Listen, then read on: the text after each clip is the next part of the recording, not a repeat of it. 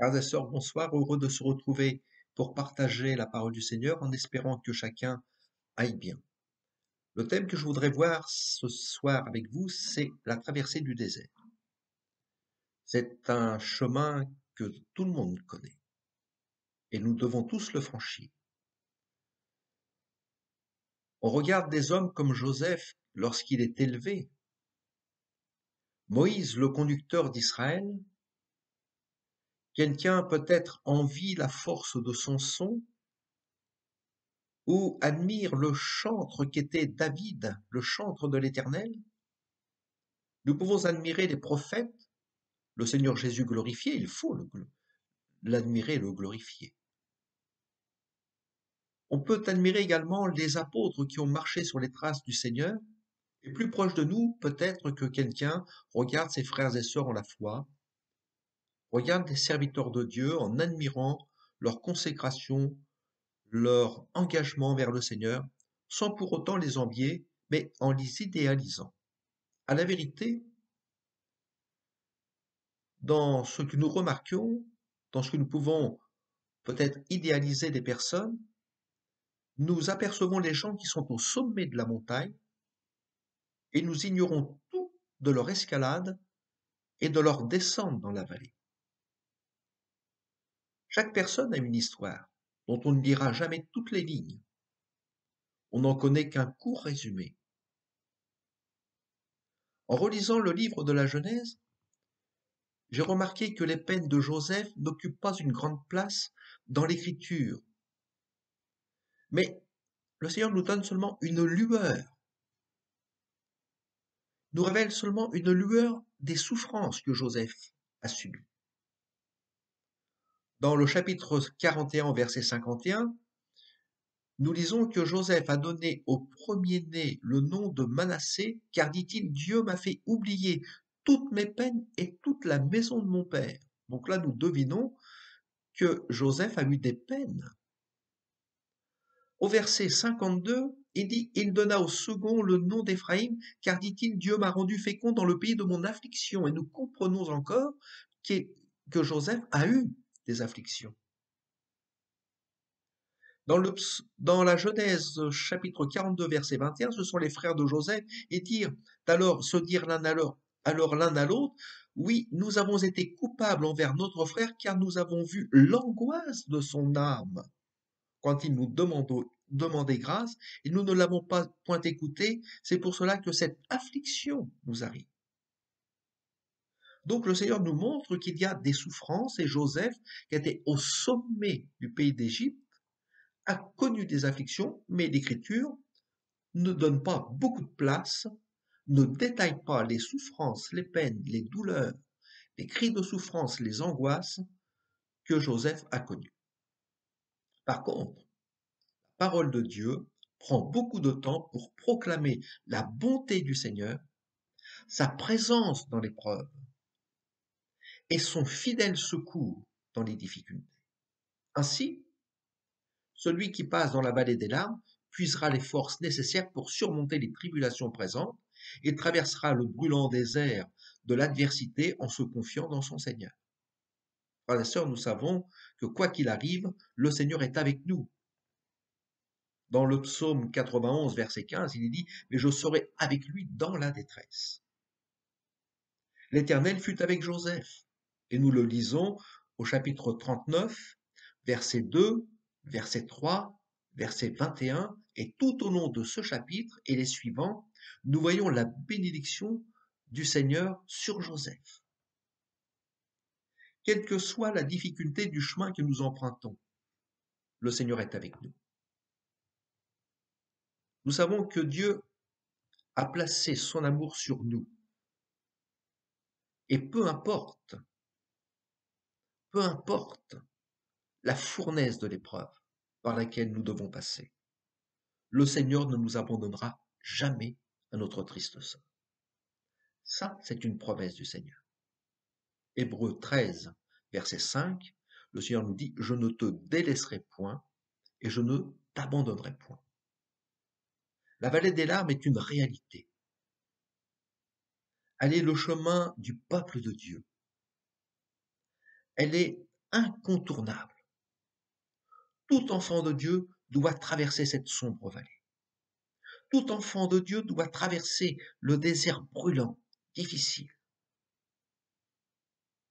D'ailleurs, dans les Actes des Apôtres au chapitre 14, il est dit « fortifiant l'esprit des disciples et les exhortant à persévérer dans la foi et disant que c'est par beaucoup de tribulations qu'il nous faut entrer dans le royaume de Dieu. » Joseph a eu cette tribulation. Il dira « toutes mes peines et toute la maison de mon père ». Dieu lui a fait oublier toute la souffrance, lui a consolé son cœur de cette séparation des êtres chers qu'il avait. Il parlera du pays de son affliction. Les frères diront, nous avons vu l'angoisse de son âme. Joseph a été méprisé, peut-être comme vous, haï de ses frères. Ils ont été sans miséricorde envers lui lorsqu'il implorait grâce à ses frères. Il a eu de grandes angoisses. Il a connu la séparation des êtres qu'il aimait. Joseph a été harcelé par la femme de Potiphar, accusé à tort. Il a subi l'injustice et en finale, il a connu l'ingratitude de ceux qui étaient avec lui en prison. Et par sa parole, le Seigneur nous a légué le témoignage écrit de la manifestation de sa présence, de sa puissance et de sa gloire au milieu de son peuple libéré de l'esclavage, libéré de l'oppression, libéré des épreuves. La parole de Dieu est l'appui merveilleux du pèlerin. C'est en s'appuyant sur sa parole, sur la parole de Dieu, que nous parviendrons à poursuivre notre route jusqu'à la terre promise, jusqu'à ce que le Seigneur vienne nous chercher. Frères et sœurs, il est vrai qu'il y a des apparences qui sont trompeuses. Il y a des moments où nous pouvons dire, mais Seigneur, comment se fait-il, je suis seul. Il y a des moments où nous sommes incapables de louer Dieu. On essaie, mais le cœur n'y est pas. On peut être tellement abattu qu'il est difficile pour quelqu'un de louer ou de prier le Seigneur. Joseph a probablement connu cette sécheresse spirituelle, comme Moïse, qui à un moment dira « Seigneur, reprends-moi ». Élie, qui dira « La mort m'est préférable ». David, également, a connu de grandes souffrances. Et à la croix, nous entendons le cri de douleur du Seigneur Jésus qui dira « Mon Dieu, mais pourquoi m'as-tu abandonné ?» Frères et sœurs, la joie, ce n'est pas l'absence de peine, c'est la présence de Dieu. Le fait de ne plus sentir la présence du Seigneur ne veut pas dire que Dieu s'est éloigné de nous. L'Écriture nous dit que le Seigneur était avec Joseph, tout comme il était avec Élie, tout comme il est avec chacun d'entre nous. Et bien que nous disions, comme Élie, je suis resté seul, le Seigneur est avec nous. Le Seigneur était près de ses disciples d'Emmaüs, qui ne réalisaient pas la présence de Jésus. Il était près du cœur brisé de Marie, qui pleurait au tombeau. Frères et sœurs, le Seigneur est fidèle. Je lis dans Ésaïe 58, verset 11, « L'Éternel sera toujours ton guide. Il rassasiera ton âme dans les lieux arides. Il redonnera de la vigueur à tes membres. Tu seras comme un jardin arrosé, comme une source d'eau, comme une source dont les eaux ne tarissent pas. » Quelle merveilleuse promesse! Repassez sur votre cœur le psaume 34, où le Seigneur nous dit « Les yeux de l'Éternel sont sur les justes, et ses oreilles sont attentives à leurs cris. » C'est une réalité.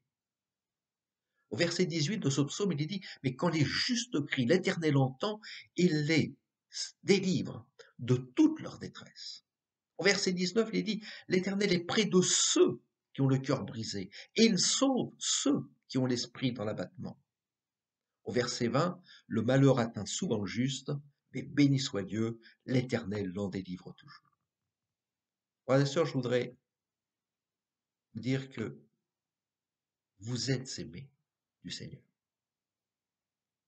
Si Dieu nous aime, si Dieu m'aime, dira quelqu'un, pourquoi toutes ces choses m'arrivent-elles? La plus grande manifestation de l'amour de Dieu n'est pas d'enlever l'épreuve. La plus grande manifestation n'est pas d'ôter les douleurs, de supprimer la maladie, d'arrêter les disputes qui malheureusement détruisent des familles, d'ôter les querelles et même les guerres. La plus grande manifestation de l'amour de Dieu consiste à ce que le plus terrible des événements ne pourra jamais nous séparer de l'amour de Dieu manifesté en Jésus-Christ notre Seigneur. Rien, le plus terrible des événements qui pourrait nous arriver ne pourra jamais nous séparer de l'amour de Dieu manifesté en Jésus-Christ notre Seigneur. Et nous disons cela dans Romains 8, 38. Donc nous avons une assurance que le Seigneur continue de nous aimer, quelles que soient les épreuves. Et quelles que soient les épreuves, nous sommes invités à prendre courage, parce que nous ne boirons pas toujours la coupe amère. Dieu accomplira pour nous ce qu'il a accompli pour Moïse et Israël dans le désert. Après les eaux amères de Mara, il y a eu les sources d'Élim. Le Seigneur intervient dans l'épreuve de son serviteur Élie. Relisez l'histoire d'Élie dans 1 Roi 19. Il nous est dit qu'Élie était accablé. Accablé, il est entré dans une caverne. Il y passa la nuit. Mais Dieu ne l'a pas abandonné. Le Seigneur envoie son ange. Le Seigneur lui parle. Et voici, la parole de l'Éternel lui fut adressée en ces mots, en lui disant, mais Élie, que fais-tu ici, Élie? Que fais-tu ici? Dieu lui a parlé, comme il vous parle dans le désert de votre vie. Seulement, il faut reconnaître la voix du Seigneur. Il faut savoir que Dieu est avec nous et que le Seigneur nous parle tantôt d'une manière, tantôt d'une autre. Mais reconnaissons-nous la voix du Seigneur? Reconnaissez-vous la voix de votre Sauveur?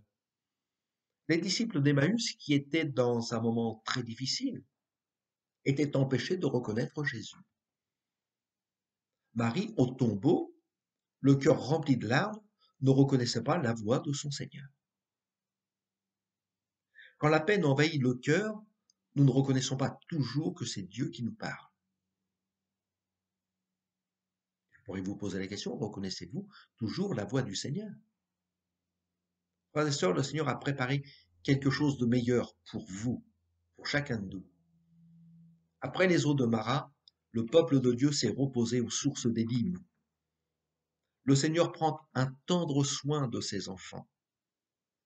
Et croyez-vous que Jésus prenne un tendre soin de vous? Dieu nous aime. Le Seigneur appelle Élie en lui disant, Élie, mais que fais-tu ici? Que faites-vous? Je dirais, replié sur soi-même, à pleurer, à gémir sous la douleur, à nous lamenter sur notre sort. Frères et sœurs, le Seigneur a quelque chose de meilleur pour chacun de nous. Dans 1 Roi chapitre 19 verset 6 concernant Élie, il nous est dit que Dieu l'a interpellé, a parlé à son cœur. Et un ange l'a réveillé. Lorsqu'il était réveillé, Élie a regardé. Il y avait un seau chevet, un gâteau cuit sur des pierres chauffées et une cruche d'eau. Élie mangea, Élie but, puis il se recoucha. Et par 2 fois, le Seigneur intervient. Je dirais non qu'Élie n'avait pas compris que le Seigneur était venu pour le bénir, pour le fortifier, pour le renouveler. Mais je pense que parfois, nous sommes tellement accablés par les épreuves, nous sommes tellement fatigués, voire épuisés par les lourds fardeaux à porter, par les peines accumulées, par les souffrances, les difficultés. nous sommes tellement accablés que le Seigneur intervient, comme pour Élie, encore une fois, pour nous renouveler dans toutes nos forces, nous bénir et nous parler, et nous dire, mais prends courage, je suis avec toi. Dans le psaume 42, verset 2, pardon, il est dit, Dieu est pour nous un refuge et un appui, un secours qui ne manque jamais dans la détresse. Le Seigneur a gardé le meilleur pour nous aujourd'hui. Après avoir connu les eaux de Mara, le Seigneur donne quelque chose de meilleur à son peuple. Il lui donne les sources paisibles d'Élim. Après les noces de Cana, aux noces de Cana, pardon, après que les invités aient bu le vin, Jésus leur donne un vin meilleur. Il en est de même pour nous aujourd'hui. Le Seigneur nous dit dans le psaume 126, verset 5, celui qui sème avec larmes, moissonnera avec chant d'allégresse. Il y a la traversée du désert, mais il y a la sortie du désert. Il y a la vallée des larmes, mais il y a les chants d'allégresse et de réjouissance. Joseph a traversé la vallée profonde des larmes. Le Seigneur a changé le mal en bien. Il en est de même pour chacun des enfants du Seigneur. N'est-il pas écrit lorsqu'il traverse la vallée de Baca, il la transforme en un lieu plein de sources et la pluie la couvre aussi de bénédictions. Le Seigneur dit à l'ange de l'église de Smyrne, il lui dit, ne crains pas ce que tu vas souffrir. Le royaume des cieux n'est pas sur la terre. Et tant que nous sommes sur cette terre, nous traversons ce désert difficile, brûlant, comme Israël. Mais nous savons que les événements qui, qui arrivent dans le monde, nous voyons que nous approchons jour après jour des rives du Jourdain. Et le Seigneur revient chercher son peuple. Nous nous approchons des rives du Jourdain. Et le Seigneur nous dit, mais ne crains pas ce que tu vas souffrir. Apocalypse 2, verset 10. Mais voilà ce que le Seigneur lui dit, tu vas souffrir, ne crains pas ce que tu vas souffrir, mais sois fidèle jusqu'à la mort, et je te donnerai la couronne de vie. Le meilleur est pour nous. Il est devant nous, il est près de nous, et le Seigneur va nous donner le meilleur. Soyons fidèles jusqu'au bout. Vous connaissez ce conte, probablement vous le connaissez, dont le titre est Les pas dans le sable. Ça parle de quelqu'un qui fait un rêve. Et lorsqu'il fait le rêve, il voit qu'il y a sur le sable des traces de pas, de longues traces de pas, qui correspondent à tout le cheminement de sa vie. C'est le tracé de sa vie. Et il a le cœur joyeux, il se réjouit, parce que sur le sable, il voit qu'il n'y a pas deux pas, c'est pas, mais il voit qu'il y a 4 traces de pas. Et le cœur joyeux dit, mais Seigneur, pendant toute la traversée de ce désert, tu étais auprès de moi. Et le cœur joyeux, il est là, il dit, mais Seigneur, c'est formidable, tu as été avec moi, tu as cheminé à mes côtés, et jour après jour, tu étais avec moi. Et béni soit Dieu, le Seigneur est avec nous tous les jours jusqu'à la fin du monde. Mais en regardant plus attentivement, il dit, mais Seigneur, à certains moments, il n'y a plus 4 traces de pas sur le sable, il n'y en a que 2. Il dit, mais à chaque fois qu'il y en a 2 sur le sable, ce sont les moments les plus difficiles de ma vie. Et là, le cœur ulcéré, le cœur blessé, il dit, mais Seigneur, dans les moments difficiles de ma vie, mais où étais-tu? Puisque je ne vois que 2 traces de pas. Le Seigneur, avec beaucoup d'amour, répond, c'est un conte, mais c'est une vérité. Mon enfant, là où tu vois 2 traces de pas, qui correspondent aux moments difficiles de ta vie, c'est parce que je te portais. Dieu nous a portés. Dieu nous porte. Il continue de nous porter. Dès maintenant, frères et sœurs, nous pouvons confesser que Jésus est avec nous. Je suis avec vous tous les jours jusqu'à la fin du monde. Ne crains pas ce que tu vas souffrir. Dieu te porte. Le Seigneur te donnera la force de traverser les épreuves. Il séchera tes larmes. Il consolera ton cœur. Il guérira ton cœur brisé. Il te fortifiera. Il te secourra. Sois ce que le Seigneur demande. Sois fidèle jusqu'à la mort et je te donnerai la couronne de vie. Frères et sœurs, nous pouvons dès maintenant confesser la fin de l'épreuve. Dans le psaume 63, verset 6, il est dit: Mon âme sera rassasiée comme de mets succulents, et avec des cris de joie sur les lèvres, ma bouche te célébrera. Que Dieu soit glorifié et soit béni. Que le Seigneur vous fortifie et vous accorde sa grâce et son secours. À notre Dieu soit l'honneur.